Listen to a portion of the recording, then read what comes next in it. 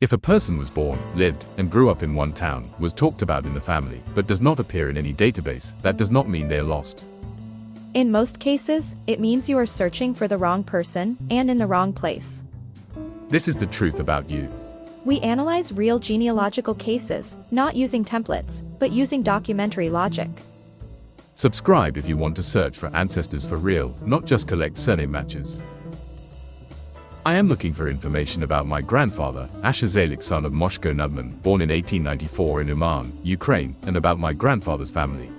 His mother's name was Chaya, and his father's name was Moshko. Asher Zalik's mother, Chaya, lived with her sister Betty Orsakovskaya, and both of them have long since passed away. They were in contact with my grandfather at that time. 15 years ago, I established contact with Betty's descendants. It seems that he also had brothers. My mother believes that the people in this photograph are his brothers and their families. My grandfather grew up in Uman and often spoke about his childhood and youth. However, I cannot find the names in any database or in the 1897 census. There are many Nudmans, but none of them are mine. However, I found a family on FamilySearch with similar parents' names and children named Sarah, Moishe Elber, Duvid, Volko, and Jakob from Uman. The children were slightly younger than my grandfather. It looks like a possible match, but Asher Zalik and Betty are missing. This is where most searches break down. Because the task is formulated incorrectly. We are not searching for all the Nudmans of Uman. We are not searching for Asher Zalik by surname. We must understand why he is missing from the records and which family actually stands behind this name. Uman at the end of the 19th century is not one archive. The documents are physically dispersed, verified sources, Central State Historical Archives of Ukraine Kiev, metric books, Revision State Archive of Cherkasy Region, local Uman fonds FamilySearch, digitized copies and indexes Jewish Gen, indexes, not complete datasets.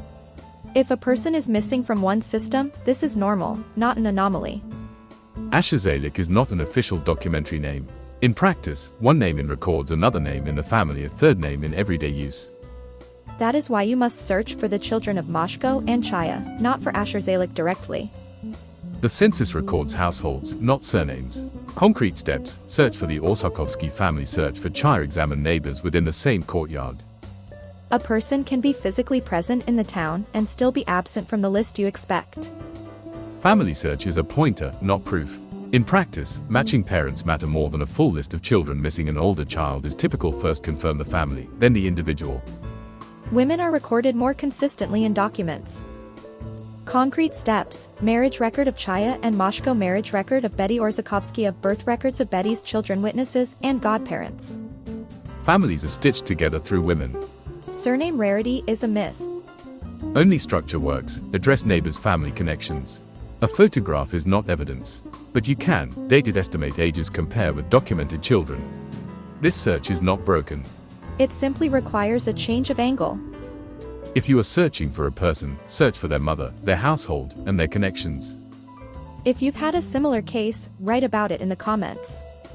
Like this episode if these analyses are useful, and subscribe if you want more real genealogical cases. This was the truth about you. This was the truth about you.